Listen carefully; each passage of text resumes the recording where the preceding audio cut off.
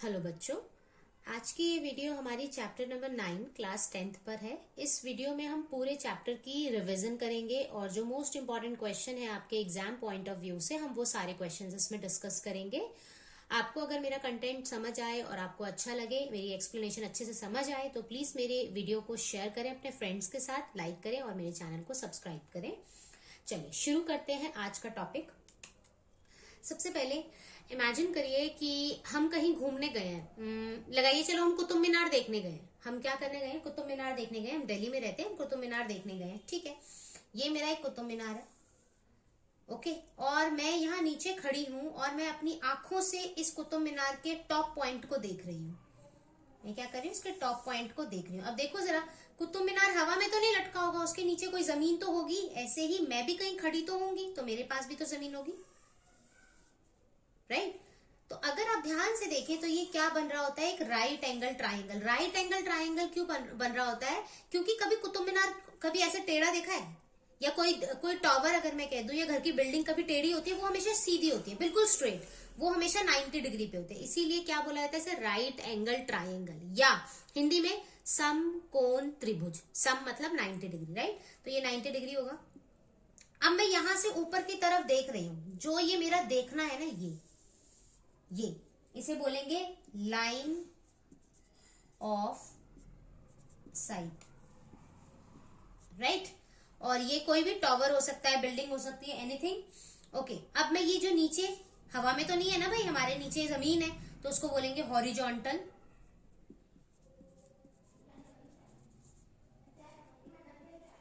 Okay, अब ये क्या होगा? हॉरिजॉन्टल लाइन नहीं, सॉरी, हॉरिजॉन्टल लेवल। क्लियर है? और जब मैं इसको ऊपर देख रही हूं और जो ये जमीन है, इन दोनों के बीच में एक एंगल बनता हुआ दिखाई दे रहा है 10। इस एंगल को बोलेंगे एंगल ऑफ एलिवेशन। इसको क्या बोलेंगे? Angle of elevation. क्लियर है? मैं नीचे से ऊपर की तरफ देख रही हूँ, या मैं अपने घर के बाहर खड़ी हूँ, मैंने अपने घर को बहुत सुंदर से सजाया है और मैं घर के बिल्कुल टॉप पर देख रही हूँ। तो मैं जमीन से कहाँ देख रही हूँ? अपने घर के टॉप पर देख रही हूँ। तो जमीन से टॉप की तरफ, ऊपर की तरफ जब देखते हैं तो एंगल कौन सा बनता है? Angle of elevation.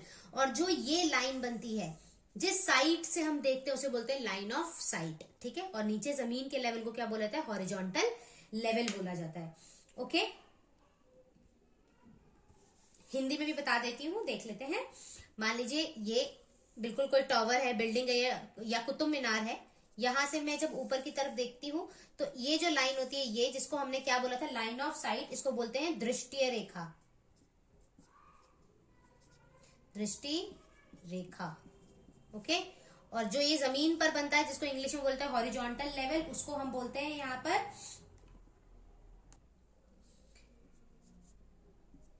क्षैतिज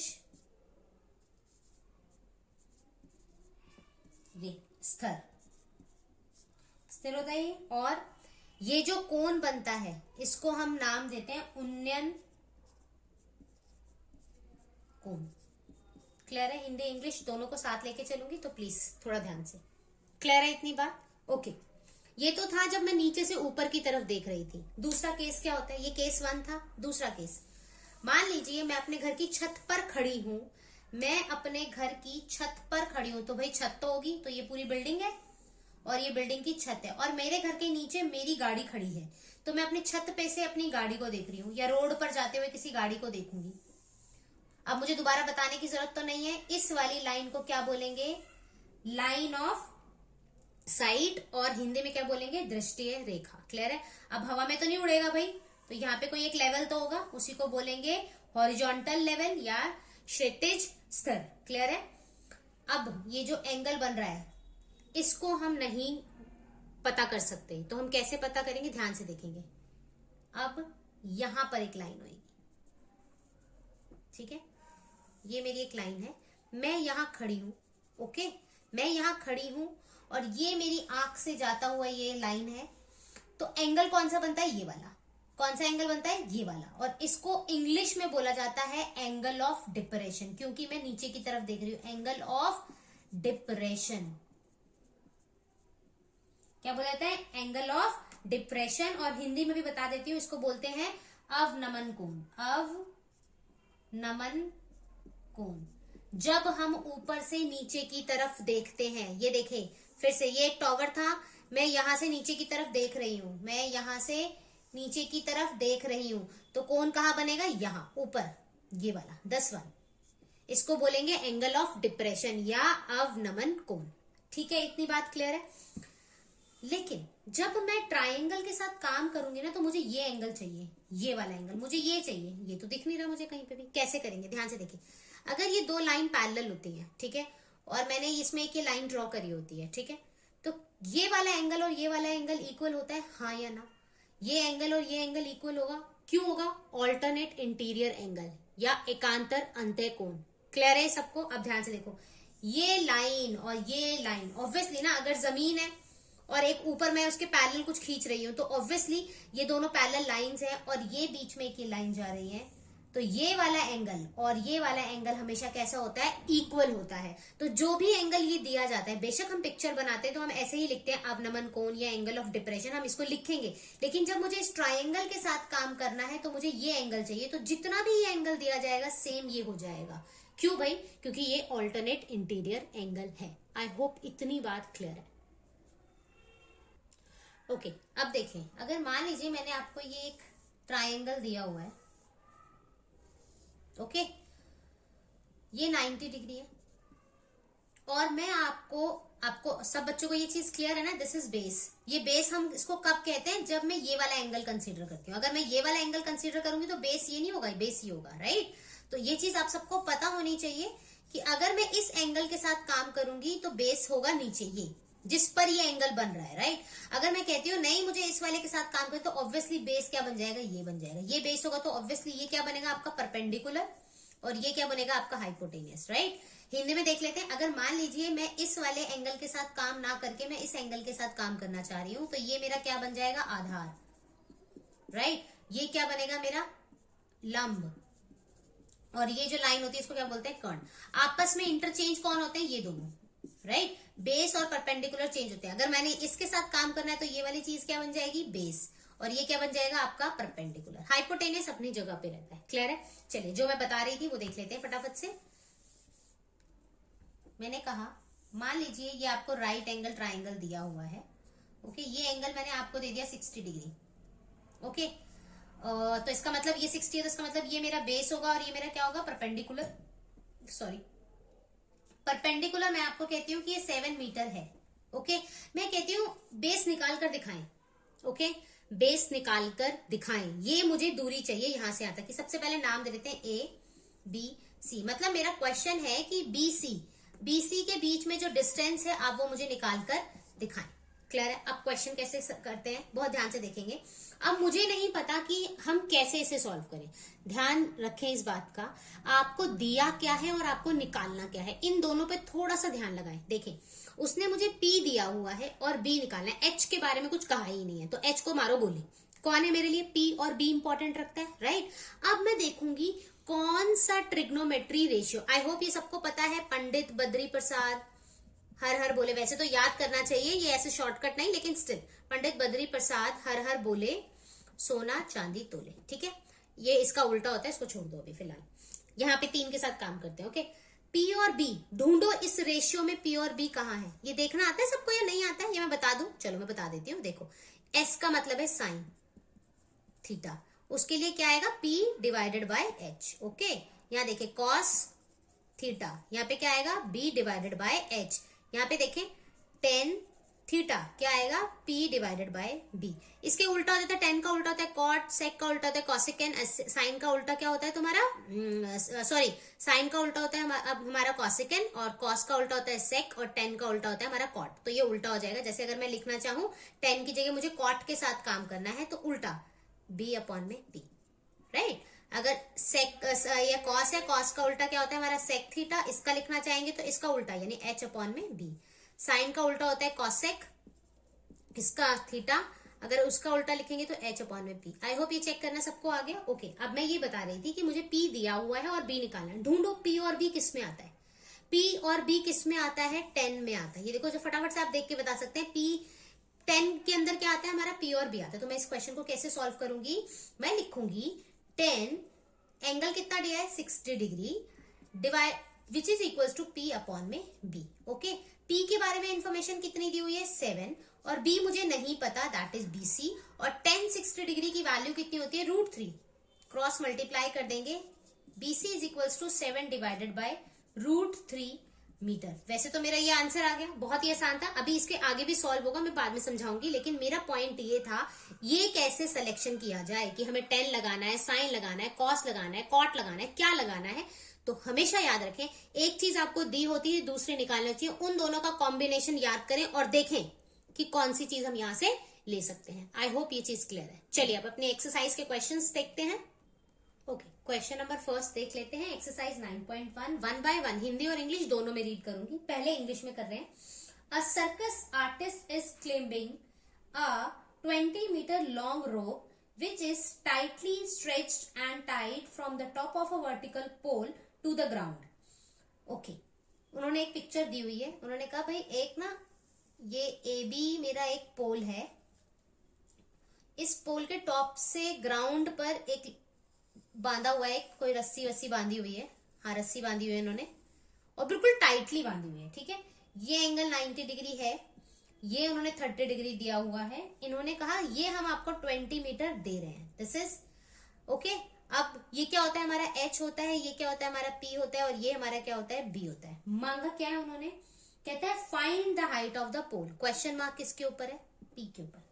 क्लियर है, इतनी बात समझ आया है सबको। अच्छा, यहां लिख लेते हैं, पंडित बद्री प्रसाद हर हर बोले सोना चांदी तोले। अब मेरा क्वेश्चन क्या है, मेरा क्वेश्चन ये है कि अब मुझे कौन सा ट्रिग्नोमेट्री रेशियो अप्लाई करना है ये P निकालने के लिए। तो मुझे P निकालना है, H दिया हुआ है, मैं देखूंगी P और H का कोई कॉम्बिनेशन है क्या मेरे पास। मैंने देखा साइन है, तो सबसे पहले शुरू कैसे करते हैं, ऐसे लिखते हैं, in triangle ABC, in triangle ABC लिखने का तरीका बताया है ये मैंने। अब मुझे पता चल गया कि मुझे साइन अप्लाई करना है, साइन एंगल कितने डिग्री का, जो यहाँ पे है कितना है 30 degree, which is equals to P upon में H। ओके, P की वैल्यू क्या, ABC होगा, P क्या है AC और H क्या है, नहीं P है AB और H क्या है हमारे पास AC। और 10 साइन 30 की वैल्यू आई होप आप सबको याद है, हाफ होती है, तो 1/2 which is equals to AB। AB देखें कितना है, AB हमें नहीं पता, AB क्वेश्चन मार्क है, AC पता है हमें कितना है 20। क्या मैं इसको क्रॉस मल्टीप्लाई कर सकती हूँ, बिल्कुल कर सकती हूँ। कितना आ जाएगा 10 मीटर, यूनिट उन्होंने मीटर ली हुई है। यानी कि अगर मुझे इस पोल की हाइट पूछी गई है तो वो कितनी दे दी उन्होंने 10 मीटर, दैट्स इट। इसके अलावा कुछ और पूछा है नो, उन्होंने सिर्फ पोल की हाइट पूछी थी। क्लियर है question. Okay, I am very sorry, मैंने पिछला क्वेश्चन हिंदी में रीड नहीं किया। चलिए इस बार पहले हिंदी में रीड कर लेते हैं। Okay, question number second, very very important, very important. क्या कहता है, आंधी आने से एक पेड़ टूट जाता है और टूटा हुआ भाग इस तरह मुड़ जाता है कि पेड़ का शिखर जमीन को छूने लगता है। ओके, सब कुछ छोड़ दो। उसने कहा भाई मेरे पास ना एक पेड़ था, चलो इंग्लिश में भी इतना ही पढ़ लेते हैं ताकि कोई कंफ्यूजन ना रहे। Just wait.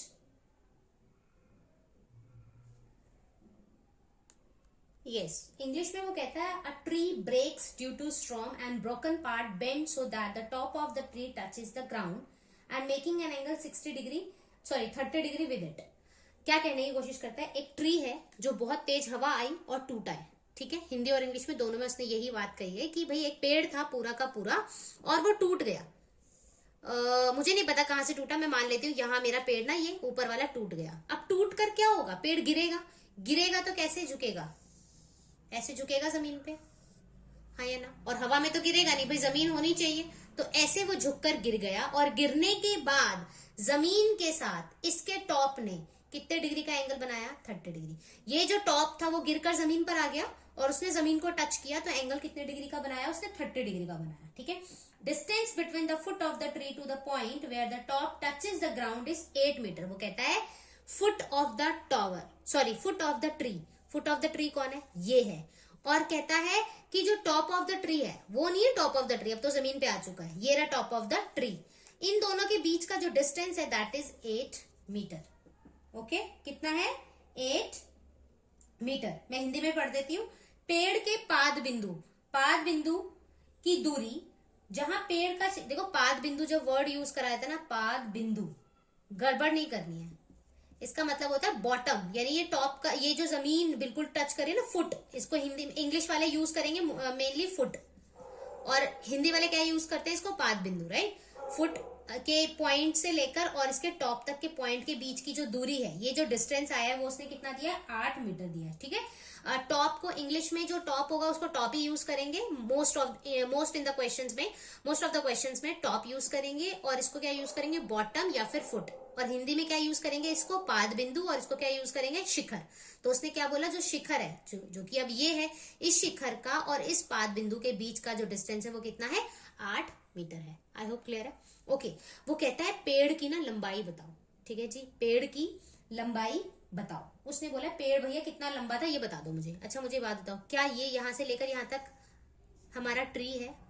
क्या ये बेचारा भी तो ट्री था जो टूट गया? तो ये टूटा हुआ पार्ट कहाँ है? ये तो मतलब ये भी ट्री है और ये भी ट्री है, मतलब दोनों पे क्वेश्चन मार्क है। समझ आइए स्टोरी या नहीं? कि क्वेश्चन मार्क किस पे है? सिर्फ एक पर नहीं है, क्वेश्चन मार्क किस पर है? दोनों पर। क्योंकि उसने बोला पूरे के पूरे पेड़ की लंबाई बताओ। उसने ये कहीं नहीं बोला कि टूटा हुआ हिस्सा जो है उसकी लंबाई बताओ, या बचा हुआ हिस्सा है या उसकी लंबाई बताओ। नो, उसने कहा मुझे पेड़ की लंबाई चाहिए। तो पेड़ तो ये भी है भाई और ये भी है, ये अभी तक जुड़ा हुआ है, ये बेचारा टूटा हुआ है, राइट। तो क्वेश्चन मार्क एच के ऊपर भी है, क्वेश्चन मार्क पी के ऊपर भी है।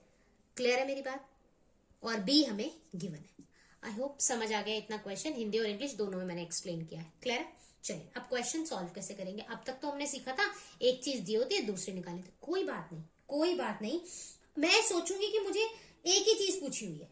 मैं सोच रही हूँ कि ना मुझे एच के, मुझे नहीं पता, ये इसके बारे में कुछ नहीं पता, लेकिन मुझे पी और बी के बारे में कुछ काम करना है। तो पी और बी का कॉम्बिनेशन कौन सा होता है? अब क्या होता था? पंडित बद्री प्रसाद हर हर बोले सोना चांदी तोले। ठीक है, 10 जो होता था वो पी और बी का कॉम्बिनेशन होता था। नाम दिया नहीं मैंने, नाम दे देते हैं। नाम देना अच्छी आदत होती है, जरूर दें। ए बी सी और ये है डी। ओके, तो अब मुझे क्या पता है? हम ट्रायंगल लगा रहे हैं, कौन सा? ए बी और C. This is 90 degree. A B और सी, इसमें हम लगाएंगे 10 30 degree which is equals to P upon में बी। और P क्या है मेरे लिए? ध्यान से देखें, BC। और B क्या है मेरे लिए? AB। और 10 30 की वैल्यू बच्चों को याद होनी चाहिए 1/√3। अब 1/√3 विच इज इक्वल्स टू, देखो BC के बारे में मुझे तो नहीं पता कुछ भी। ओके, क्या AB पता है? यस, कितना है? 8। क्लियर है? क्रॉस मल्टीप्लाई कर देंगे, ये ऊपर जाएगा तो क्या बचेगा? 8 अपॉन में √3 मीटर है, मीटर BC। ये मेरे पास एक इंफॉर्मेशन आ गई, मार्क करके रख देते हैं। ओके, अब दोबारा चलते हैं। अब मुझे ना ये पीवी नहीं कुछ पता, मुझे नहीं पता ये, मुझे आपकी मर्जी है, आप ये भी ले सकते हैं, ऐसा कुछ नहीं है। अभी फिलहाल मैं क्या क्वेश्चन मार्क लगा रही हूँ कि भाई मुझे ना पता नहीं है ये पी के बारे में। अगर आप मान ले, लिख भी लेते हैं कि चलो मैम नहीं मुझे तो चाहिए, मुझे तो इसके साथ ही काम करना है। मुझे किसके साथ काम करना है? पी के साथ ही काम करना है। अगर आप ये करना चाहते हैं, ठीक है, आपकी मर्जी, कोई कुछ भी लगा सकता है। मेरा कहने का क्या मतलब है? अब अगर आप ये सोचो बी नहीं दिया मुझे, मैं पी और एच के साथ काम करना चाहती हूँ, तो आप पी और एच का कॉम्बिनेशन साइन लगा सकते हैं। किसी बच्चे का मन है नो मैम मैं तो एच के साथ और बी के साथ काम करना चाहती हूँ, तो आप बी और एच का कॉम्बिनेशन कौन सा लगा सकते हैं? कॉस लगा सकते हैं। तो दोनों ही मेथड से आप सॉल्व कर सकते हैं। ऐसा नहीं है कि कोई दूसरे से करने से आपका क्वेश्चन गलत हो जाएगा। क्लियर है मेरी बात जो मैं समझाना चाहती हूँ? ठीक है, तो अब सॉल्व कर लेते हैं क्वेश्चन। ओके, मैं कॉस से क्वेश्चन सॉल्व कर रही हूँ। कॉस एंगल कितना है? 30 डिग्री। और कॉस क्या होता है? B divided by H. Okay, B की वैल्यू कितनी दी है हमें? 8 दी है, या बी क्या था हमारा? ए बी था, अपॉन में एच। एच क्या है मेरे पास? ए सी है। और कॉस 30 की वैल्यू कितनी होती है? √3/2। कॉस 30 की वैल्यू कितनी होती है? √3/2। √3/2। ए बी मुझे पता है क्या? यस 8 है। AC पता है? नो।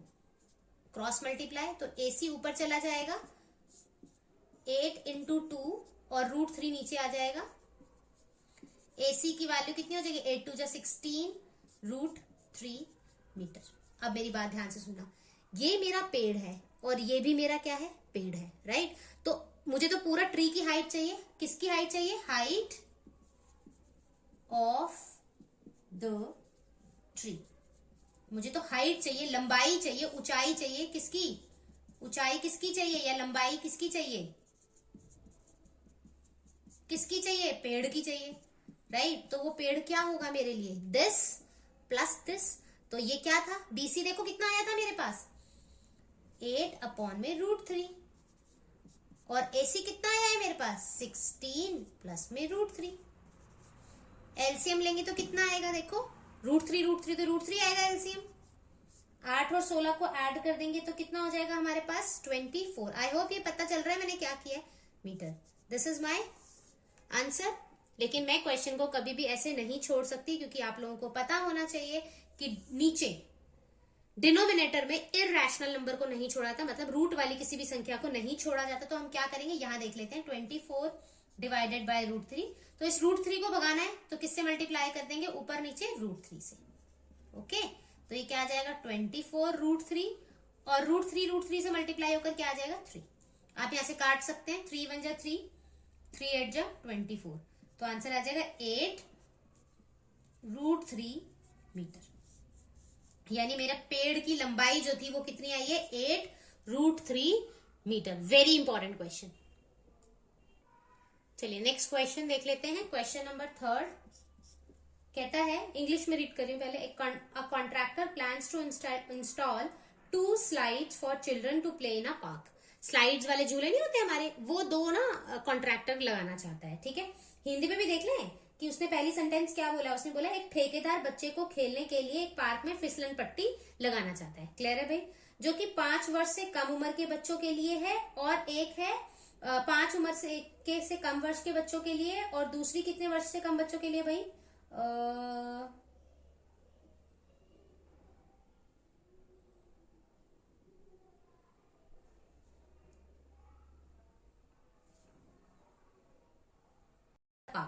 पार्क के अंदर बच्चों के खेलने के लिए उन्होंने वो स्लाइडिंग वाले झूले होते हैं ना, वो लगाने का प्लान किया है कॉन्ट्रैक्टर ने, ठीक है। 2 लगाएगा।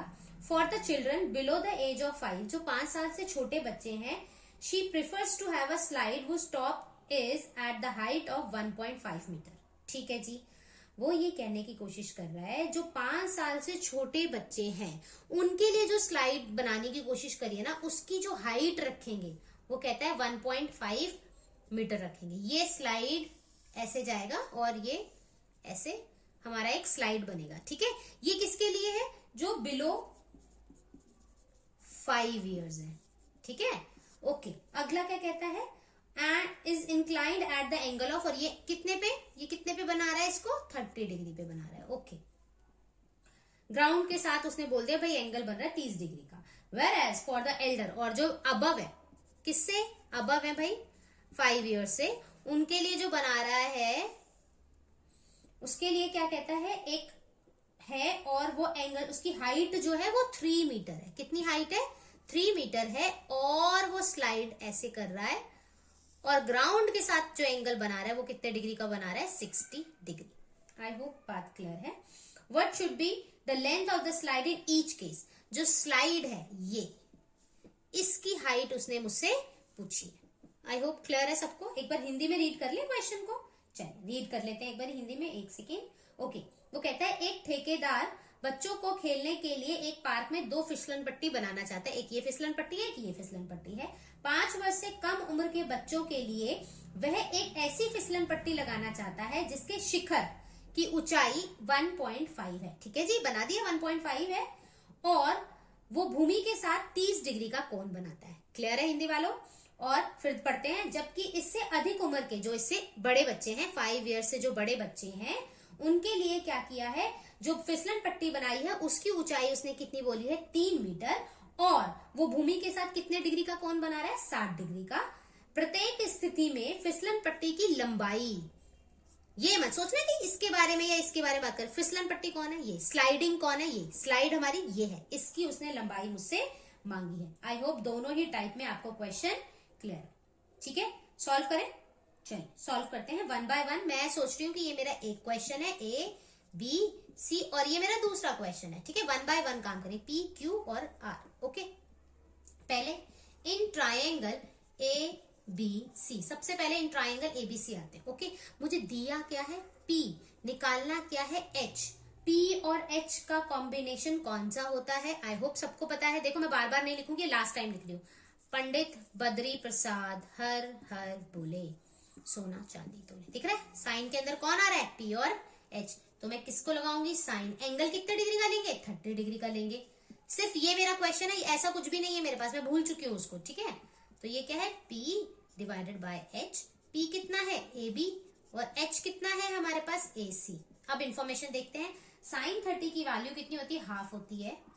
AB देखो कितना है 1.5, AC हमें नहीं दिया। Cross multiply, AC equal to 1.5 multiply 2, 1.5 को 2 से मल्टीप्लाई करेंगे तो कितना आ जाएगा 3। तो AC की वैल्यू कितनी आ जाएगी 3 मीटर। मीटर में काम है तो मीटर आ जाएगा, यानी यहां से लेकर यहां तक की तो भैया हमारे पास 3 मीटर आ गई। मेरा एक काम हो गया। अब मेरे लिए दूसरा ट्राइंगल, अब मैं इसको भूल गई, अब मेरे लिए दूसरा क्वेश्चन है, ठीक है। अब कौन सा ट्राइंगल है, ट्राइंगल का नाम लिखेंगे ए पी क्यू आर। 90 हमेशा बीच में आता है, पी क्यू आर। इसमें देखें फिर से मुझे क्या दिया हुआ है, P, निकालना क्या है H। तो फिर से कौन सा कॉम्बिनेशन लगाएंगे, साइन का। साइन एंगल कितने डिग्री का यूज किया है, 60 degree, which is equals to P upon में H। P की वैल्यू यहाँ पे क्या है, देखो P यहाँ पर परपेंडिकुलर है, स्मॉल ले लेते हैं, P Q, और H यहाँ पे क्या है, देखो P R। P Q की वैल्यू हमें 3 दी हुई है, P R हमें नहीं पता, लेकिन साइन 30 की वैल्यू आई होप सबको पता है कितनी होती है, √3/2। फिर से क्रॉस मल्टीप्लाई, पी आर ऊपर चला जाएगा, ये देखें, ये मल्टीप्लाई की सॉरी ये डिवाइड की टर्म उधर जाएगी तो किसकी हो जाएगी, मल्टीप्लाई की, और ये मल्टीप्लाई की टर्म इधर जाएगी तो किसकी हो जाएगी, डिवाइड की। 2 3 जा 6 √3। ये हमारे पास क्या आ गया, पी आर की वैल्यू आ गई। अगेन प्रॉब्लम क्या है, इरेशनल नंबर। तो इरेशनल नंबर के साथ तो हमें कुछ करना पड़ेगा, क्या करेंगे, उसको भगाएंगे। उसको भगाने के लिए सेम शक्ल से ऊपर नीचे क्या करते हैं, मल्टीप्लाई। तो क्या आ जाएगा 6 √3, और 3 और 3 ये √3 मल्टीप्लाई होकर क्या आ जाएगा 3। 3 1 जा 3, 3 2 जा 6, तो आंसर क्या बचेगा 2 √3। पी आर की वैल्यू कितनी आ गई, 2 √3 मीटर। यानी कि छोटे बच्चों के लिए जो स्लाइड की लंबाई है, फिसलन पट्टी की लंबाई है, वो 3 मीटर है। जो बड़े बच्चों के लिए है उसकी लंबाई कितनी है, 2 √3 मीटर है। आई होप क्वेश्चन क्लियर है। Question number 4th and 5th अब आपने खुद से ट्राई करना है, वेरी इंपॉर्टेंट क्वेश्चंस, ठीक है। अगर ना समझ आए तो प्लीज आप मुझे कमेंट कर सकते हैं, मैं क्वेश्चन सॉल्व कर दूंगी। Question number 6 very very important, very very important question, one of the most important question of this chapter.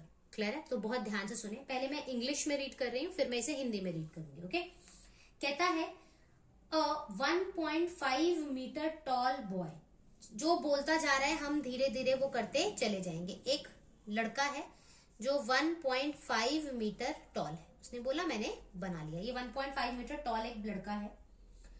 Boy standing at a some distance from 30 metre tall building, मतलब एक ये लड़का है जो 30 मीटर टॉल कहीं पर बिल्डिंग खड़ी है उससे खड़ा है दूर। 30 मीटर ये टॉल बिल्डिंग है, ये बिल्डिंग थी मेरी और ये लड़का था, ठीक है, कुछ दूरी पर ये खड़ा है। भाई देखो बेस तो सबका सेम होगा, हवा में सेम डिस्टेंस पे सेम बेस पर होंगे, मतलब इसके लिए जमीन और इसके, ऐसा तो नहीं है ना कि बिल्डिंग और इसके लिए ऐसे चले जाएगा, नो नो नो नो, बिल्कुल स्ट्रेट फ्लैट। ओके, आगे बढ़ते हैं। The angle of elevation from his eyes, उसकी आंखों से एक एंगल बन रहा है to the top of the building. इन कहा बन रहा है भाई, टॉप ऑफ द बिल्डिंग पर एंगल बन रहा है। मुझे ये पता चला कि यहां से लेकर यहां तक कोई एंगल बनाया जा रहा है, ठीक है, यहां से लेकर यहां तक कोई एंगल बन रहा है। ओके, समझ गई मैं। फिर क्या कहता है, building increases from 30 degree to 60 degree as he walk toward the building. जब मैं बिल्डिंग की तरफ बढ़ना शुरू करती हूँ ना, बिल्डिंग की तरफ बढ़ना शुरू करती हूँ, देखो मैं बढ़ रही हूँ, ठीक है, तो आज मैं इस मोमेंट पे हूँ, कल कहीं मान लो कहीं पर, मान लो यहाँ खड़ी हूँ, यहाँ खड़ी हूँ, फिर दोबारा मेरी आंख से ये एंगल सेम बन रहा है यहाँ पे, कहता है ये एंगल बन रहे हैं और इसमें ना क्या है 30 से 60 डिग्री पर वो इंक्रीज हो गया है। Okay, find the distance he walk toward the building. अब देखो क्वेश्चन को बड़ा ही अजीब तरीके से एक्सप्लेन्ड है, लेकिन ध्यान से सुनो मेरी बात। मैं ना यहाँ खड़ी थी, ओके, मैं यहाँ खड़ी थी और मैंने क्या करा, मैं देख रही हूँ कि मेरे घर पे ना छत पर मैंने दिवाली पे लाइट लगाई हुई है। मैंने जब देखा, यहाँ से खड़ी थी मैं, मेरी हाइट ये है और मैंने अपने घर की छत की लाइट को देखा, ये कोई एंगल बना रहा है यहाँ पे कोई एक एंगल बना, ठीक है। अब मैंने कहा अरे थोड़ा और पास जाके देखती हूँ मैं फिर बिल्डिंग के थोड़ा पास आई, ठीक है, और मैं यहाँ खड़ी हूँ, मुझे नहीं पता मैंने कितना चला, ठीक है, मैं यहाँ पे आके खड़ी हो गई। अब मैंने यहाँ से फिर से ऊपर की तरफ देखा सेम पॉइंट पर, तो कुछ एंगल बन रहा है। क्लियर है? ओके, उसने क्या कहा, जो कि 30 से 60 डिग्री हो गया है, वो क्या हो गया है 30 डिग्री से कितना डिग्री हो गया है 60 डिग्री। अब यहाँ बच्चे ना कई बार गलती करते हैं, इसको 30 बनाते हैं, इसको 60। अब ध्यान से देखो, ये मेरी एक बिल्डिंग है और यहाँ पर मैंने एक देखा कुछ, ये कौन बन रहा है, फिर मैंने ना यहाँ देखा कुछ, फिर मैंने यहाँ देखा कुछ, बीच में एक और बना लो, यहाँ देखा कुछ। मेरी बात ध्यान से सुनना, जैसे जैसे मैं इसके पास आती जा रही हूँ, क्या कोण बड़ा होता जा रहा है, क्या ये एंगल बड़ा होता जा रहा है, ये बड़ा होता जा रहा है, और मैं पास आ जाऊंगी तो ये एंगल और बड़ा हो जाएगा, मतलब सबसे छोटा जो है वो बहुत दूर है, राइट। तो इस टॉवर से या इस बिल्डिंग से दूर कौन है, ये वाला पॉइंट। तो एंगल कितने डिग्री का होगा, ये 30 डिग्री का, और ये वाला कितने डिग्री का होगा 60। जो जितना पास होगा वो एंगल उतना बड़ा होगा, राइट। ये एक जनरल पॉइंट है, लेकिन इस क्वेश्चन में वैसे इन्होंने प्रॉपर लिखा है कि 30 डिग्री से वो कोण कितने डिग्री बढ़ गया है, 60 डिग्री बढ़ गया है। एक बार हिंदी वालों के लिए भी फिर से पढ़ लेते हैं। क्वेश्चन नंबर कौन सा था, ये हमारा 6 था। वो कहते हैं 1.5 मीटर एक लंबा लड़का है जो 30 मीटर ऊंचे, ये रहा मेरा 30 मीटर ऊंचा एक भवन से कुछ दूरी पर खड़ा है। ये दूरी तो भाई हमें नहीं पता, ये कितनी दूरी है हमें नहीं पता। जब वह ऊंचे भवन की ओर आता है, मतलब मैंने भवन की तरफ चलना शुरू करा, उसकी आंख से भवन के शिखर का उन्नयन कोण, उन्नयन पता है ना, एंगल ऑफ एलिवेशन, ऊपर की तरफ देखते हैं, 30 डिग्री से कितने डिग्री हो जाता है, 60 डिग्री हो जाता है। बताइए कि वह भवन की और कितनी दूरी तक चला, मतलब भवन से यहां तक मैं जो आई हूं, मतलब यहां से लेकर यहां तक का डिस्टेंस जो है वो मुझे बताना है। आई होप क्वेश्चन तो सबको क्लियर हो चुका है। This question is very important, okay. चलो,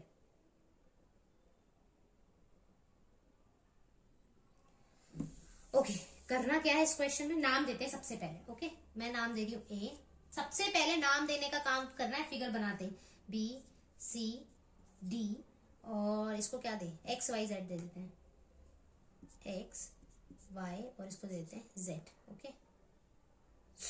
अब मेरी बात ना बहुत ध्यान से सुनेंगे, यहां से लेकर यहां तक इसकी हाइट कितनी है, 30 है। अच्छा, लड़का यहाँ खड़ा हो, यहाँ खड़ा हो, यहाँ खड़ा हो, यहाँ खड़ा हो, हर जगह उसकी हाइट सेम होगी, हाँ या ना? किसी को कोई प्रॉब्लम है इस बात पे? नो। तो यहां तक ये जो लड़का है, मतलब ये हाइट कितनी होगी 1.5, ये पूरी हाइट 30 है, यहां तक हाइट कितनी है 1.5। मुझे सिर्फ इतनी हाइट चाहिए, तो मैं क्या करूंगी, 30 में से घटा देंगे 1.5। समझ आया या नहीं? तो ये हाइट कितनी हो जाएगी 28.5। क्यों घटाया मैंने, क्यों घटाया? इसलिए क्योंकि मुझे जो सिखाया गया है ना काम करना, वो राइट एंगल ट्राइंगल में काम करना सिखाया गया। और राइट एंगल ट्राइंगल बन रहा है, देखो ए बी सी, या बन रहा है ए बी डी, राइट। ये कोई राइट एंगल ट्राइंगल नहीं बन रहा है इनके साथ। तो मुझे हाइट चाहिए, ये मुझे कौन सी हाइट चाहिए, ए बी चाहिए। तो ए बी निकालने के लिए क्या करा, इस पूरे में से अगर मैं ये वाला पार्ट काट कर हटा दूं तो ये वाला पार्ट आएगा इजीली, यस और नो आएगा। ये पूरे में से इस पार्ट को काट के हटा दिया तो ये वाला पार्ट आ गया, दैट इज 28.5 मीटर। समझ आया या नहीं आया? आई होप ये बात सबको क्लियर है, ठीक है, समझ आया सबको? ओके। अब मैं क्या करूंगी, यानी कि मैं लिख लेती हूँ जो हाइट है, यानी ए बी कितना निकल कर आ गया मेरे पास 28.5 मीटर। अब काम करना शुरू करेंगे। देखिए, अब यहाँ पे पिक्चर में 2 ट्राइंगल दिखाई दे रहे हैं, 3 भी दिखाई दे, 4 दिखाई दे, जो मर्जी दिखाई दे, आपको देख के डरना नहीं है। आपने बस 1 बाय 1 काम करना है। क्लियर है? दोनों के साथ तो काम करना ही है, 1 बाय 1 करेंगे। अभी मैं ध्यान दे रही हूं इन ट्राइंगल ए बी सी। अब मुझे बस ध्यान किस पे देना है, ए बी सी के बारे में, ओके। मुझे ध्यान किस पे देना है, ए बी सी के बारे में, ठीक है। क्वेश्चन पूछा किस पे गया है, इस पे, क्वेश्चन किस पे पूछा गया है, इस पे पूछा गया, और ये क्या है, कहीं ना कहीं ये मेरा बेस है, तो इसका मतलब क्वेश्चन किसके ऊपर है, बेस के ऊपर है। मुझे ये वाली चीज दी गई है और क्वेश्चन किसके ऊपर पूछा गया है, बेस के ऊपर पूछा गया है। बात क्लियर है या नहीं, समझ आइए इतनी स्टोरी। ओके, तो अब मैं क्या करने वाली हूँ, बहुत ध्यान से देखेंगे। अब हम क्या करेंगे, बिल्कुल नॉर्मल क्वेश्चन है। अब मेरे लिए क्या है, मेरे लिए ए है, मेरे लिए बी है, मेरे लिए सी है, और मुझे ए बी दे रखा है इन्होंने 28.5 मीटर। मुझे बीसी के बारे में कुछ नहीं पता, तो ये क्या है मेरे लिए पी और ये क्या है मेरे लिए बी। तो पी और बी का कॉम्बिनेशन लगाएंगे और एंगल कितने डिग्री का, 60 डिग्री का। आई होप इतनी बात क्लियर है। हम सबसे पहले करेंगे tan 60 डिग्री पी अपॉन में बी।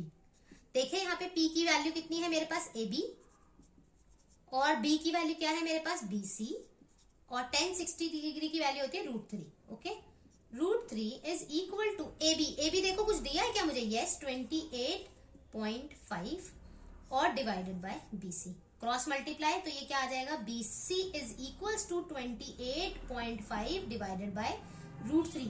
ये मेरी पहली इक्वेशन बन गई।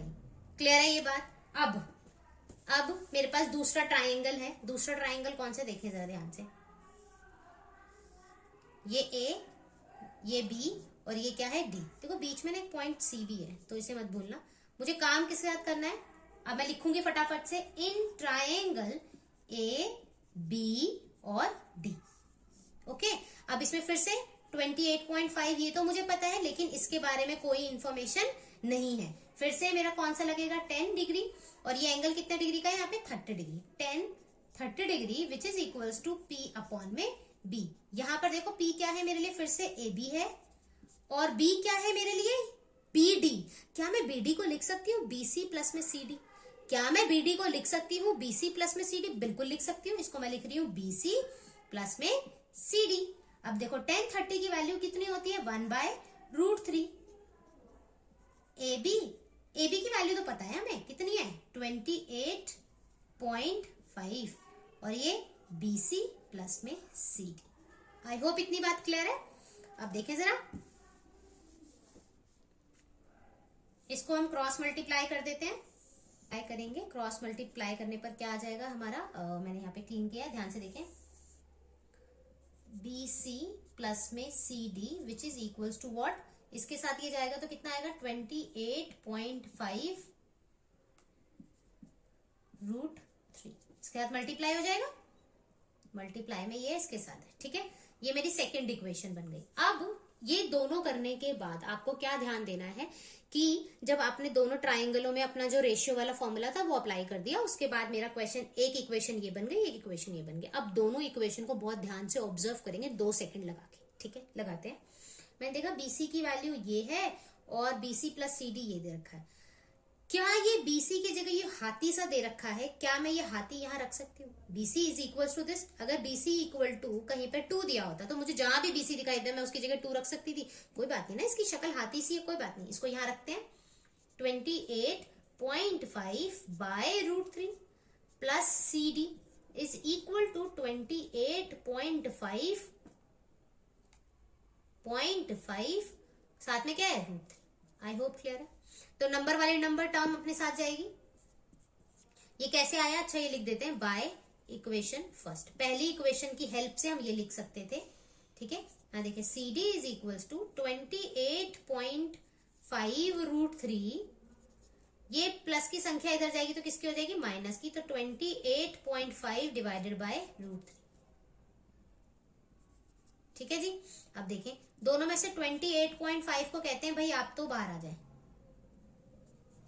क्या बचेगा यहाँ पे, √3, यहाँ पे क्या बचेगा 1, और नीचे क्या है, √3। ओके जी, क्लियर है इतनी बात। सी डी की वैल्यू ये आ रही है, ओके। अब देखें अगर मुझे ये, सिर्फ मैं इसके साथ काम कर रही हूँ, सिर्फ ये अभी ऐसे रखते हैं। देखें अगर √3 माइनस 1/√3 है तो क्या मैं यहाँ पे एलसीएम ले सकती हूँ, एलसीएम लेंगे तो कितना आएगा, देखो √3, 1 के टेबल में √3 कितने पे आता है, √3 पर, तो √3 को ऊपर वाले √3 से मल्टीप्लाई करेंगे, √3 से मल्टीप्लाई करो तो आंसर कितना आएगा, 3। तो यहाँ पे क्या आ जाएगा 3, माइनस में √3 के टेबल में √3 कितने पे आता है 1 पे, तो 1 को 1 से मल्टीप्लाई करेंगे 1, तो आंसर कितना आ जाएगा 2/√3। तो इसकी जगह पे हम क्या लिख सकते हैं, देखें CD is equal to what 28.5 into 2/√3। Clear है? 2 से इन दोनों को मल्टीप्लाई करते, इसको मल्टीप्लाई करते हैं, कितना आ जाएगा 57 डिवाइडेड बाय √3। अब मुझे एक बात बताएं, क्या मैं क्वेश्चन को यहाँ छोड़ सकती हूँ? फिर से ये गड़बड़ शक्ल आ गई, नीचे डिनोमिनेटर में इरैशनल नंबर आ रहा है, तो इसको चेंज करेंगे, क्या करेंगे √3 से ऊपर नीचे मल्टीप्लाई कर देंगे, तो ये कितना आ जाएगा आपके पास 57√3 divided by 3 which is equals to CD। 3 1 जा 3 और 9 19√3 मीटर। मतलब जो आप हमसे चाह रहे थे, जो आपको चाहिए था, वो कितना आया है 19√3 मीटर। मतलब ये जो आप चाह रहे थे वो आपका आंसर आ गया। मेरा कहने का क्या मतलब है इस क्वेश्चन में, जब भी कोई पिक्चर आपको देखने में ऐसा लग रहा है कि ये कैसे सॉल्व होगी, तो बहुत मुश्किल है, आपने ये नहीं सोचना है। आपको अगर दो ट्राइंगल, राइट एंगल ट्राइंगल, बहुत ध्यान से ऑब्जर्व करेंगे कि राइट एंगल ट्राइंगल, ऐसे नहीं गलती से कहें मैडम AZ और X लगाते, no, right angle triangle based ये क्वेश्चन होते हैं। ट्रिग्नोमेट्री हम यूज ही किसमें करते हैं, राइट एंगल ट्राइंगल में, राइट। तो मैंने देखा एक मेरा ट्राइंगल बन रहा है ABC, दूसरा बन रहा है AB एंड D। दो ट्राइंगल मुझे यहां बनते हुए दिखाई दे रहे थे, दोनों में 1/1 में ट्रिग्नोमेट्री रेशियो लगाऊंगी, और कौन सा रेशियो लगाना है वो मैं आपको ऑलरेडी एक्सप्लेन कर चुकी हूं। आपने लगाया, एक इक्वेशन ये बनी, दूसरी इक्वेशन ये बनी, दोनों को 2 सेकेंड लगाकर आप ऑब्जर्व करेंगे कि किसी की वैल्यू कहीं से मिल रही है क्या मुझे, क्या मैं यहाँ पे कुछ और इसकी जगह सब्सटीट्यूट कर सकती हूँ। तो मैंने देखा कि हाँ, BC की जगह में क्या रख सकते हैं 28.5/√3 हमने यहाँ रख दिया। अब देखो नंबर तो नंबर के साथ काम करता है, ये इधर शिफ्ट करेगा तो प्लस की टर्म उधर जाएगी, तो किसकी हो जाएगी माइनस की। तो CD की वैल्यू कहने को तो मेरे पास ये आ गई, लेकिन मेरे को इसको पूरा सिंप्लीफाई करना पड़ेगा।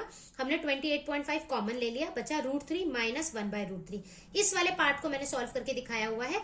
यहाँ पर हमने क्या किया, एलसीएम ले लिया, तो √3 1 के टेबल में √3 कितने पे आएगा, √3 पे। आई होप एलसीएम लेना सबको आता है। √3 को √3 से मल्टीप्लाई करेंगे तो 3 बचेगा। √3 के टेबल में √3 कितने पे आएगा 1 पे, 1 को ऊपर वाली टर्म से मल्टीप्लाई करेंगे 1, 3 - 1 यानी 2/√3। मतलब इसकी जगह पे मैं क्या लिख सकती हूँ 2/√3, और ये 28.5 साथ में मल्टीप्लाई हो रखा था। 2 को इसके साथ मल्टीप्लाई करेंगे 57/√3 आ गया। लेकिन हम यहाँ नहीं छोड़ सकते, क्योंकि ये क्या है, एक इरैशनल नंबर है, ये रूट के अंदर जो नंबर आ रहा है वो मुझे प्रॉब्लम दे रहा है, तो रूट वाली टर्म नीचे नहीं छोड़ सकते। तो क्या करेंगे यहाँ परिमेयकरण यानी कि रैशनलाइजेशन करेंगे, सेम शक्ल से ऊपर नीचे मल्टीप्लाई। तो हमारे यहाँ क्या जाएगा √3 से √3 तो 3 आ जाएगा, 3 से 57 को काटेंगे 19√3 मीटर। यानी कि ये लड़का यहाँ खड़ा था, यहाँ से कितना चला है 19√3 मीटर। आई होप ये क्वेश्चन क्लियर है। Very very important, very important. Okay, question number 7 देख लेते हैं। From a point on the ground, ground पर एक बिंदु है, उस पॉइंट से एक पॉइंट ले लेते हैं, चलो यहां बनाते हैं, एक पॉइंट है ग्राउंड पर। The angle of elevation of the top and the bottom, sorry, elevation of bottom and the top of transmission tower fixed at the top of 20 meter high building are 45 and 60 degree। देख के देखो बड़ा ही डर लग रहा है, पता नहीं क्या बोले चले जा रहे हैं। अब मैं ना क्वेश्चन को दोबारा से पढ़ती हूँ, फिर से कहते हैं from a point on the ground, ground पर एक बिंदु दिया गया है। The angle of elevation of the bottom and the top of transmission tower fixed at the top of 20 metre building. देखो एक बिल्डिंग है मेरे पास जिसकी हाइट कितनी देता है, वो कहता है 20 मीटर हाई एक बिल्डिंग है। बिल्डिंग के ऊपर मैंने एक ट्रांसमिशन लगाया हुआ है। ओके, ये मैंने ट्रांसमिशन इसके ऊपर लगाया हुआ है। ओके, ये मेरी बिल्डिंग है और इसके ऊपर एक ट्रांसमिशन है। उस पे कहता है पहले वर्ड उसने यूज करा बॉटम, ट्रांसमिशन का बॉटम। फर्स्ट लाइन में दोबारा पढ़ो, कहता है elevation of the bottom and the top of a transmission. ठीक है जी, ट्रांसमिशन का बॉटम ले लो पहले और फिर ले लो टॉप। क्लियर है मेरी बात, जैसे उसने वर्ड बोला वैसे ही। और एंगल कौन सा बना रहा है, पहले 45 बना रहा है, ये मेरा ग्राउंड है। बॉटम से कितने डिग्री का बना रहा है, 45 डिग्री का, सेम पॉइंट पर। और यहीं से ये कितने डिग्री का बना रहा है, 60 डिग्री का। यानी कि ये वाला जो एंगल है वो कितने डिग्री का है, 60 डिग्री का। ये मेरा जो है वो क्या है, मेरा ट्रांसमिशन है। ओके, और ये जो मेरी है ये क्या है, मेरी बिल्डिंग है। क्लियर है ये बात, समझ आई है स्टोरी। अब मैं हिंदी में रीड कर लेती हूँ एक बार फटाफट से हिंदी के लिए। क्वेश्चन नंबर था हमारा 7, कहता है भूमि के एक बिंदु से, भूमि पर एक बिंदु है, ठीक है, बिंदु से एक 20 मीटर ऊंचे भवन पर, भवन के शिखर पर, भवन है ये मेरा, उसके शिखर पे गई, पर लगी एक संचार मीनार, एक ट्रांसमिशन लगाया, संचार मीनार लगाया हुआ है, के तल, तल मतलब इसके ट्रांसमिशन का तल पर, तल और शिखर, इसने भी बोला तल और शिखर का उन्नयन कोण कितना बन रहा है, 45 डिग्री और 60 डिग्री। क्लियर है बात। कहता है मीनार की ऊंचाई बताएं, मीनार की ऊंचाई उसने पूछा है।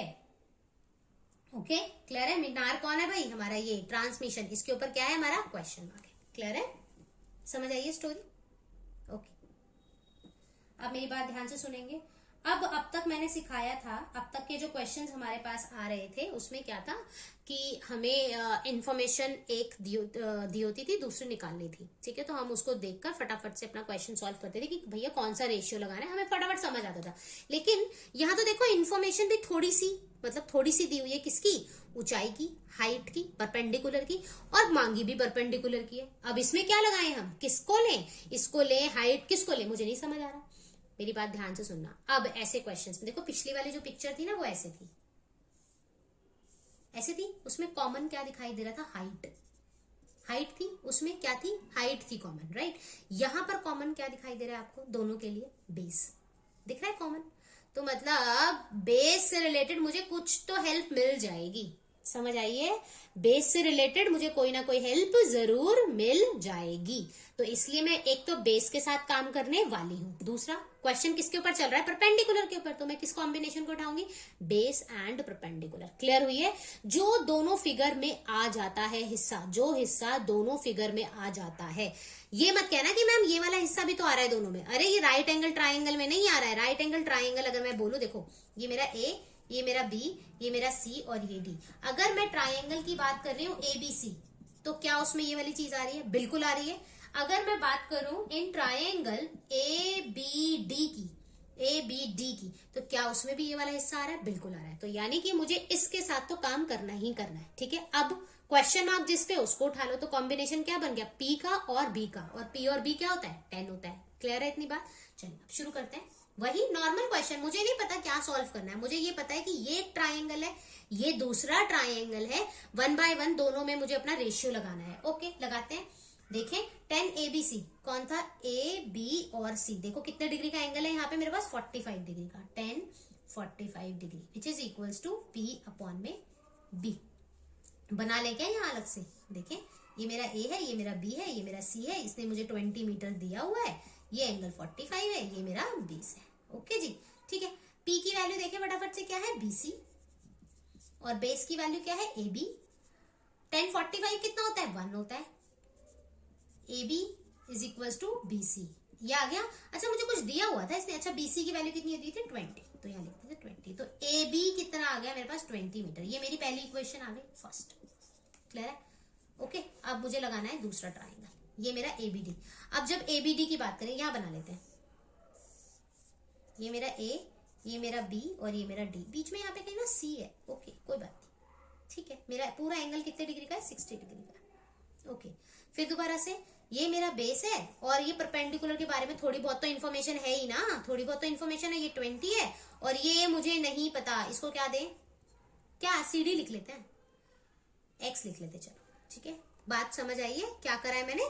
अगर मैं बात करूंगी BD की, अगर मैं बात करूंगी BD की, तो BD is what, BC plus में CD, this plus this. Clear है। इसको नाम मैं क्या दे देती हूँ, X दे देती हूँ, नहीं देते, चलो ऐसे नॉर्मल क्वेश्चन सॉल्व करते हैं, हम नाम वाम नहीं देते किसी को, ठीक है। ये हमारा क्या है CD। ओके चलिए सॉल्व करते हैं। हमें कहा गया, हमने लगाएंगे कौन सा डिग्री का एंगल लगेगा, 10 60 डिग्री, पूरा का पूरा 60 डिग्री है, which is equal to P upon में B। P की बात कितनी है भाई, P है हमारा B से लेकर D तक, P हमारा क्या है B से लेकर D तक, और B क्या है हमारा AB। अच्छा BD देखना, क्या मैं BD को लिख सकती हूँ BC प्लस में CD, बिल्कुल लिख सकते हैं, क्यों नहीं लिख सकते, BC प्लस में CD। और AB, AB कितना दिया हुआ था, AB मुझे दिया हुआ है क्या, नो नो मुझे नहीं दिया AB, AB को AB लिखते हैं। 10 60 की वैल्यू होती है √3। क्लियर है इतनी बात। ओके, अब इन्फॉर्मेशन देखो मेरे पास क्या क्या है। पहले मैं इन्फॉर्मेशन लिख देती हूँ। BC कितना है मुझे दिया हुआ 20, CD मुझे पता है नो, AB मुझे पता है नो, क्रॉस मल्टीप्लाई AB यहां चला जाएगा और 20 प्लस में CD अपॉन में √3 यहां पे आ जाएगा। क्लियर है? ये दूसरी इक्वेशन बन गई। दोनों में मैंने लगा दिया भाई रेशियो, जो लगाना था हमने सीखा था रेशियो लगाओ, हमने लगा दिया। अच्छा रेशियो तो लगा दिया, अब दोनों इक्वेशन को देखो, कुछ है एक जैसा। AB 20 के बराबर है, AB इस हाथी के बराबर है, तो इसका मतलब ये दोनों आपस में बराबर होंगे या नहीं होंगे? इसका मतलब 20 is equal to 20 plus CD divided by √3। Cross में चला जाएगा तो कितना आ जाएगा 20 √3, which is equals to 20 plus में CD। ओके, इस 20 को इधर भेज दे, नंबर तो नंबर के साथ काम करता है ना, किसके बराबर आ जाएगा CD के। 20 में से 20, ये देखो कॉमन ले लें दोनों में से, क्या आ जाएगा 20 और अंदर √3 माइनस 1 इक्वल्स टू CD। देखो डिनोमिनेटर में नहीं है, न्यूमरेटर में, मुझे प्रॉब्लम नहीं। डिनोमिनेटर में अगर इरैशनल, मतलब नीचे अगर इरैशनल नंबर आ जाता तो प्रॉब्लम होता। अच्छा CD क्या था देखना जरा, यही था CD, यही मांगा था उसने, तो दिस इज योर आंसर। तो मेरा कहने का क्या मतलब है, जब भी ऐसा क्वेश्चन आता है आपने सिर्फ और सिर्फ उन दोनों में ध्यान से अपने रेशियोज अप्लाई करने हैं। इक्वेशन 1 आएगी, इक्वेशन 2 आएगी, दोनों से कुछ ना कुछ जरूर मिलेगा, आप उसको सब्सटीट्यूट करिए, आखिरी में जो आपको चाहिए ना ऑलमोस्ट हर क्वेश्चन में वो अपने आप आंसर आ जाएगा। ठीक है जी, क्लियर है मेरी बात? तो यानी कि ये जो CD, जो ट्रांसमिशन था, जो हमने टावर लगाया हुआ था अपनी छत के ऊपर, उसकी लंबाई कितनी आई है 20 अंडर √3 माइनस 1 मीटर। सारा काम मीटर में था तो इसलिए मीटर। क्लियर है? किसी ने ये तो नहीं सोचा कि मैम ACD के अंदर लगा देते हैं? नो बच्चों, क्योंकि वो राइट एंगल ट्राइंगल नहीं, मैं बार बार कह रही हूँ, ये ट्रिग्नोमेट्री है। ट्रिग्नोमेट्री रेशियोज का आप यूज करते हो, trigonometry ratios always used in right angle triangle, सम कोण त्रिभुज में ही यूज किया जाता है। आई होप ये क्वेश्चन क्लियर है। चलिए इस बार पहले हिंदी में क्वेश्चन पढ़ लेते हैं। Question number 8, again very very important, very very important question. आप प्रीवियस ईयर के पेपर्स या आपके यूटी हुए हों या आपके प्री बोर्ड्स हुए हैं, इंटरनल एग्जाम हुए हों, आप चेक करके देखिए, ये क्वेश्चन बहुत बार पेपर में आया हुआ है। ओके, ध्यान से सुनिएगा। एक पेडेस्टल है के शिखर पर एक 1.6 मीटर ऊंची एक मूर्ति रखी है, पेडेस्टल वगैरह। ओके, इमेजिन करिए आपके घर में ना एक, मैंने कुछ ना एक बनाया हुआ है स्टैंड टाइप का, ये मेरा एक स्टैंड है, उसके ऊपर मैंने एक स्टैचू, एक मूर्ति रखी हुई है। ओके जी, मेरी एक ये मूर्ति रखी हुई है। कहता है जो शिखर पर 1.5, ये इसकी जो मूर्ति की ऊंचाई है उसने 1.6 दी हुई। पिछली बार उसने बिल्डिंग की दी हुई थी ना, ट्रांसमिशन की पूछी थी, इस बार ये इसकी दे रहा है, और मुझे लगता है शायद इस पे क्वेश्चन होगा, देखते हैं। भूमि के एक बिंदु पर, चलो भूमि पर कोई एक बिंदु है, पर मूर्ति के शिखर, तो ये इसका टॉप है, का उन्नयन कोण, मतलब एंगल ऑफ एलिवेशन, ओहो, इसका एंगल ऑफ एलिवेशन बन रहा है, कितने डिग्री बना रहा है वो 60 डिग्री। ओके, और उसी बिंदु पर पेडेस्टल के शिखर, ये पेडेस्टल था, इसका शिखर, देखो इसने बात को घुमा दिया, इसने पिछले क्वेश्चन की तरह ये नहीं बोला कि इसके बॉटम पे आ जाओ और इसके टॉप पे आ जाओ, नहीं, वो कहता है ऐसा करो, इस मूर्ति के टॉप को ले लो और इस पेडेस्टल के टॉप के ले लो और सेम पॉइंट पर एंगल बना दो, एक 60 डिग्री का और दूसरा 45 डिग्री का। समझ आया? क्लियर है? ओके, इंग्लिश में पढ़ लेते हैं और अच्छे से पिक्चर भी बना लेते हैं, फिर से समझ तो आ गया होगा। देखते हैं, उसने कहा एक स्टैचू है 1.6 metre tall, stand on the top of the pedestal. ये मान लेते हैं मेरा एक पेडेस्टल है, इसके टॉप पर एक मैंने स्टैचू रखा है, ये मेरा स्टैचू है, इसकी हाइट है 1.6 मीटर। ओके, कहता है from a top on the ground, the angle of elevation the top of the statue is, ये स्टैचू है, इसके टॉप से एक ग्राउंड पर जो एंगल बन रहा है वो कितने डिग्री का बन रहा है भाई? 60 डिग्री का। ये पूरा एंगल कितने डिग्री का दे दिया उन्होंने? 60 डिग्री। ओके, अब कहता है from the same point the angle of elevation, same point angle of elevation of the top of the pedestal, ये मेरा पेडेस्टल था, इसके टॉप पे और इसके इस ग्राउंड पर ये जो एंगल बन रहा है ये कितने डिग्री का बन रहा है? 45 डिग्री। क्लियर है ये बात? Okay, find the height of the pedestal. पिछले बारे में ये दिया हुआ था, ये पूछा था, ये दिया हुआ था, इस वाले में ये पूछा। अब सेम क्वेश्चन है, आप सॉल्व कर सकते हैं। देखें A B C और ये D, और इसको सॉरी A B C और इसको दे देते हैं यहाँ पे D। फिर सेम क्वेश्चन हम कैसे करेंगे, मैं ज्यादा एक्सप्लेन नहीं करूंगी। ट्राइंगल ए बी सी लेंगे सबसे पहले। पता है ना सबको कि दोनों में कॉमन क्या दिखाई दे रहा है, बेस। तो बेस के साथ तो मुझे काम करना ही करना है, और किसके साथ काम करना है, पी के साथ। तो ले लेते हैं फटाफट से 10 एंगल कितने डिग्री का, 45 डिग्री का। 10 45 degree which is equals to P upon में B. P is what, B C, और B is what, A B. B C की वैल्यू तो मुझे नहीं पता, क्या ए बी की पता है, किसी की भी नहीं पता। 10 45 इज 1, cross multiply, A B is equals to B C. ये मेरी पहली इक्वेशन बन गई। ओके, अब दूसरा ट्राइंगल देखते हैं। Triangle A B D. Triangle A B D again angle कितने डिग्री का है देखो, 60 डिग्री का। पी अपॉन में बी। पी कितना है देखो, यहां से लेकर यहां तक है मेरा पी, पूरा का पूरा क्या है, बी डी है, अपॉन में A B which is equals to 1060 which is equals to √3। क्या मैं बीडी को लिख सकती हूं बीसी प्लस में सीडी, बीसी प्लस में सीडी बिल्कुल लिख सकती हूं, और ये नीचे ए बी था। ओके, अब देखो और किसकी वैल्यू पता है, देखना जरा। बीसी के बारे में पता है कुछ, नो। क्या मुझे सीडी के बारे में पता है, कितना, 1.6 रख देते हैं। बीसी प्लस में 1.6 अपॉन में ए बी। अब क्या करें, क्रॉस कर देते हैं, ठीक है।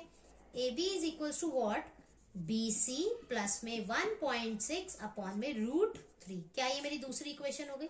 चलो जी, बन गया, इतना काम हो गया। अब देखो जरा पहले को और दूसरे को देखो भाई, ध्यान से देखो क्या दिख रहा है, कुछ वैल्यू तो दिख नहीं रही मुझे। निकालना क्या है, निकालना क्या है, बीसी। ओके ओके, अगर मुझे बीसी निकालना है तो मुझे बीसी एंड तक पिक्चर में चाहिए होगा। क्लियर है, मुझे एंड तक क्या चाहिए होगा, बीसी मुझे पिक्चर में चाहिए होगा। तो कौन नहीं चाहिए होगा, एबी को भगा दे, एबी को भगा दे। अच्छा, अगर सोचो, एक बार को सोचो कि नहीं मैंने क्या करा होता, मैंने यहाँ पर ए बी देखा, यहाँ पे भी ए बी देखा, और मैंने क्या करा, एबी को ना भगाकर मैंने बीसी को भगा दिया, तो मेरा क्वेश्चन क्या होगा, आंसर दे देगा ए बी का। लेकिन मुझे तो बीसी चाहिए ना, तो बीसी को बचा कर रखेंगे, ठीक है। तो बीसी को बचा के रखेंगे तो क्या मतलब है, इसका मतलब है जहां भी ए बी दिखाई दे रहा है उसकी जगह पे क्या लिख दो, बीसी। और वैसे भी अगर नहीं भी समझ आता, मैंने अभी तक सिखाया है, देखो दोनों को, देखो ए बी इसके बराबर है, ए बी इसके बराबर है, तो क्या ये दोनों टर्म एक दूसरे के बराबर हो जाएंगी। ए बी इसके बराबर है, ए बी इसके बराबर है, क्या ये वाले टर्म और ये वाले टर्म एक दूसरे के बराबर हो जाएगी, बिल्कुल हो जाएगी। तो इसका मतलब BC is equal to B C plus में 1.6 डिवाइडेड बाय √3। कैसे पता चला, बाय फर्स्ट एंड सेकेंड। चलो क्रॉस करते फटाफट से, ये क्रॉस जाएगा तो √3 BC is equal to BC plus में 1.6। अच्छा, तो अब भाई BC तो BC के पास आएगा, ये देखो √3 BC minus BC which is equal to 1.6। BC में कॉमन ले लेते हैं, क्या बचेगा, √3 माइनस 1 इक्वल टू 1.6। अब देखें क्या आ जाएगा, 1.6, और ये मल्टीप्लाई में इधर जाएगा तो डिवाइड में √3 माइनस 1। ये क्या आ गया, BC आ गया मेरा। कहने को तो मेरा आंसर आ गया, लेकिन मैं इसको यहाँ छोड़ तो नहीं सकती। क्यों भाई, क्योंकि नीचे देखो एक इररेशनल नंबर दिखाई दे रहा है। क्या दिखाई दे रहा है, इररेशनल नंबर दिखाई दे रहा है। और अगर किसी बच्चे के दिमाग में ये थॉट आ रहा है कि मैडम √3 से मल्टीप्लाई कर दो, हमारा काम हो जाएगा, नो बेटे, बिल्कुल भी नहीं होगा, क्योंकि यहाँ पर √3 अकेला नहीं है, √3 के साथ -1 भी है। तो हम कैसे रैशनलाइजेशन करेंगे, ध्यान से देखेंगे। 1.6 under √3 minus 1 into under √3 plus 1 upon में अंडर √3 प्लस 1। अब बच्चों का क्वेश्चन ये होता है कि मैम यहाँ माइनस और यहाँ प्लस से क्यों कर रहे हैं। बेटे देखो ध्यान से, क्यों करते हैं वो बता देती हूँ। देखो हमें ना एक्चुअली में फॉर्मूला बनाना था a² माइनस b²। क्यों, क्योंकि मुझे रूट भगाना है। अगर किसी भी रूट की पावर अगर मैंने 2 कर दी तो ये रूट फटाफट भगाया जा सकता है, राइट। तो मुझे एक्चुअली में फॉर्मूला क्रिएट करना होता है a² माइनस b² का, और वो होता क्या है, a माइनस b और a प्लस b, राइट। तो अब जैसे इस क्वेश्चन में था √3 माइनस 1, अगर मैं इसको a बोल दूं और इसको मैं b बोल दूं तो ये a माइनस b दिखाई दे रहा है। तो इस फॉर्मूले को बनाने के लिए कमी किसकी दिखाई दे रही है, a प्लस b की। अगर यहाँ पर मैं a प्लस b और ला दूं तो ये फॉर्मूला बन जाएगा a² माइनस b²। यानी कि यहाँ पर मैं √3 माइनस की जगह +1 और ला दूं तो ये बन जाएगा √3 a² माइनस b²। देखो ये कट गया तो आंसर क्या आ जाएगा, 3 माइनस 1 दैट इज 2। क्लियर है? तो इसलिए इसके जस्ट ऑपोजिट से ऑपोजिट सिंबल से काम किया जाता है। यहाँ पे माइनस है तो हम किससे करेंगे? प्लस से। अगर प्लस होता तो किससे करते हैं? माइनस से। क्लियर है? क्योंकि मुझे ये फॉर्मूला क्रिएट करना होता है। ओके, चलिए अपना क्वेश्चन सॉल्व करते हैं। 1.6 अपॉन में √3 -1, तो मुझे मल्टीप्लाई किससे करना पड़ेगा? बिल्कुल सेम शक्ल, बिल्कुल सेम शक्ल होनी चाहिए। यहाँ माइनस है तो यहाँ हम यूज करेंगे प्लस। थोड़ा ब्रैकेट में लिख लेते हैं, अच्छे से दिखाई देगा। देखो ऊपर वाली टर्म तो सेम रहेगी, उसके साथ मैंने कुछ भी नहीं करना, वो एज इट इज छोड़ देते हैं। नीचे देखो ये हो गया a माइनस बी, और ये क्या बन गया? a plus B, which is equals to a square minus का b स्क्वायर। क्लियर है ये बात? अब देखिए, तो यानी कि a स्क्वायर यानी √3 का स्क्वायर माइनस 1 का square, which is equals to 1.6 bracket में √3 प्लस में 1 अपॉन में, देखो ये से कैंसिल हो जाएगा तो क्या बचेगा? 3 माइनस 1, तो आंसर आएगा 1.6 √3 प्लस 1 अपॉन में 2। ओके, ये इससे काट देते हैं तो कितना आ जाएगा? 0.8, तो आंसर आ जाएगा आपका 0.8 ब्रैकेट में √3 प्लस 1। ये आपकी क्या आ जाएगी? BC की वैल्यू, यहां से लेकर यहां तक। क्लियर है ये बात? यानी कि वो जो पेडिस्टल बोल रहा था उसकी ऊंचाई कितनी आ गई? 0.8 under √3 plus 1। Okay, question number 9 देख लेते हैं। कहता है angle of elevation of the top of a building from the foot of tower is 30 degree. Okay, and the angle of elevation of the top of the tower from the foot of the building is 60 degree. ठीक है जी। If the tower is 50 metre high, एक tower दिया हुआ है, ये मेरा एक टावर है जिसकी हाइट है उसने 50 मीटर। ओके, और एक बिल्डिंग है। ठीक है, कहता है, मैं दोबारा पढ़ रही हूं, the angle of elevation of the top of a building, building के टॉप से, ठीक है, from the foot of the tower, tower के फुट पर जो एंगल बन रहा है वो कितने डिग्री का बन रहा है हमारा? 30 डिग्री का। तो ये हवा में तो नहीं उड़ेगा, तो इसको बेस दे देते हैं, दैट इज 30 डिग्री। ओके, कहता है angle of elevation of the top of the tower, ये टावर का टॉप है, and from the foot of the building, building का फुट ये है, इसके बीच में ये यहां से लेकर ये यहां तक का जो एंगल बन रहा है दैट इज 60 डिग्री। क्लियर है इतनी बात? इफ द टावर, टावर की जो हाइट है वो 50 मीटर उन्होंने मुझे दी हुई है, मुझे ये नहीं पता बिल्डिंग की हाइट, हमें नहीं पता ये बिल्डिंग की हाइट है, मुझे ये नहीं पता है, उसने वो मुझसे क्वेश्चन पूछा हुआ है। ओके, बहुत ध्यान से करेंगे। कैसे करेंगे? जैसे नॉर्मल क्वेश्चन करते हैं, मैं नाम दूंगी A B C और इसको देते हैं D। 1 बाय 1 क्वेश्चन सॉल्व करते हैं जैसे हम नॉर्मल करते हैं। अच्छा, हिंदी में रीड करने की जरूरत है? कर लेते हैं, चलो कर लेते हैं, कोई प्रॉब्लम की बात नहीं। कहते हैं एक मीनार के पाद बिंदु, एक मीनार के पाद बिंदु से एक भवन के शिखर का उन्नयन कोण, एक मीनार मतलब हमारा टावर, ठीक है, मीनार के पाद बिंदु यानी ये बताया था, पाद बिंदु का मतलब क्या होता है? बॉटम से एक भवन के शिखर, भवन का शिखर ये था, का उन्नयन कोण कितना दिया हुआ है? 30 डिग्री। अब दूसरी बात, भवन के पाद बिंदु, भवन का है मेरा ये, भवन का पाद बिंदु से मीनार के शिखर का उन्नयन कोण कितने डिग्री का है? 60 डिग्री का। यदि मीनार की जो ऊंचाई है वो 50 मीटर है तो कहता है भवन की ऊंचाई बताए। क्लियर है क्वेश्चन? अब क्वेश्चन सॉल्व कर लेते हैं, बहुत ध्यान से देखेंगे। नॉर्मल क्वेश्चन सॉल्व करेंगे इन ट्रायंगल ABC। पहले कौन सा लेंगे? ABC। दिख रहा है? ये देख लेते हैं, A B और C। कोई इंफॉर्मेशन नहीं है, पर मैंने क्या सिखाया था कि दोनों में कुछ तो कॉमन दिया होगा ना। क्या कॉमन है दोनों में? बेस दोनों का सेम है, तो यानी कि बेस के बारे में तो वो बात कर ही रहा है। और ये क्या है? परपेंडिकुलर दिया हुआ है, और ये परपेंडिकुलर के ऊपर क्वेश्चन मार्क है। क्लियर है? तो बेस और P, B और P के कॉम्बिनेशन के बारे में बात करनी है हमें। ये एंगल कितने डिग्री का था? 30 डिग्री का, और मुझे कुछ इन्फॉर्मेशन नहीं है, तो यानी कि 10 के बारे में बात करेंगे। कोण कितने डिग्री का यूज करेंगे? एंगल कितने डिग्री का यूज करेंगे? 30 डिग्री का। P अपॉन में B। देखो 10 30 डिग्री, 10 30 डिग्री की वैल्यू कितनी होती है हमारे पास? 1 बाय √3। P देखो, P क्या है हमारा? ये यानी AB, और B क्या है हमारे लिए? BC। ओके, AB के बारे में कुछ इन्फॉर्मेशन दी है क्या? नो, वो तो मुझसे पूछा गया है। ओके, बीसी के बारे में कोई इन्फॉर्मेशन दी गई है? नो, वो भी नहीं है हमें कुछ पता। तो क्या करूं, यहीं से क्रॉस मल्टीप्लाई कर दें? जब हमें कुछ पता ही नहीं है तो हम क्या करेंगे, BC अपॉन में √3 which is equals to AB। ये मेरी फर्स्ट इक्वेशन हो गई। ओके, अब दूसरी देख लेते हैं। दूसरा ट्राइंगल क्या दिया हुआ है, ट्राइंगल BCD। BCD, इसमें देखो फिर से, अब इसको मैं भूल जाऊंगी, ये मेरे लिए कुछ नहीं है यहाँ पे। ओके, ये मेरा एक ट्राइंगल दिया हुआ है इन्होंने। फिर से क्या लगाएंगे, 10 एंगल कितने डिग्री का लगेगा, 60 डिग्री का। P अपॉन में B। यहां पर P क्या है मेरे लिए, यहाँ पे P क्या है मेरे लिए, CD। P क्या है मेरे लिए, CD, और बेस क्या है मेरे लिए, B लिखा हुआ मैंने, BC। CD अपॉन में BC। 10 60 डिग्री की वैल्यू कितनी होती है, √3 which is equals to CD। CD की वैल्यू कितनी है, 50 अपॉन में BC। क्रॉस मल्टीप्लाई, BC ऊपर चला जाएगा, 50 अपॉन में √3। ये मेरा दूसरा इक्वेशन बन गया। ओके, ध्यान से देखेंगे। मैंने कहा इन दोनों को देखो, कुछ एक जैसा दिखाई दे रहा है।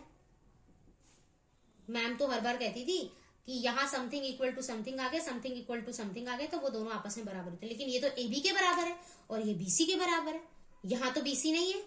तो क्या करेंगे, मैंने जानबूझ के ये किया है। तो थोड़ा सा अपने माइंड को ओपन रखेंगे। यहाँ ऐसे नहीं सोचना ओ मेरा क्वेश्चन गलत है। नो, क्या मैं इस क्वेश्चन को ऐसे लिख सकती हूँ, BC is equal to AB, और इस √3 को इसके पास भेज देते तो ये ऐसे बन जाएगा, हाँ या ना। क्या BC की जगह अब इस हाथी को रखा जा सकता है? समझ आ रही है मेरी स्टोरी, मैं क्या बोलने की बात कर रही हूँ? क्या मैं BC की जगह इस पूरे हाथी को रख सकती हूँ? बिल्कुल रख सकती हूँ। ये रहा BC, ये BC इसके बराबर है, ये BC इसके बराबर है, ये दोनों आपस में कैसे हो जाएंगे, बराबर हो जाएंगे। तो इसका मतलब AB √3 which is equals to 50 by √3। अब देखो इस √3 को भेज देते हैं इसके पास, तो क्या आ जाएगा, AB इक्वल टू 50 √3 मल्टीप्लाई √3, और √3 सॉल्व होगा तो क्या आ जाएगा, 50 बाय 3।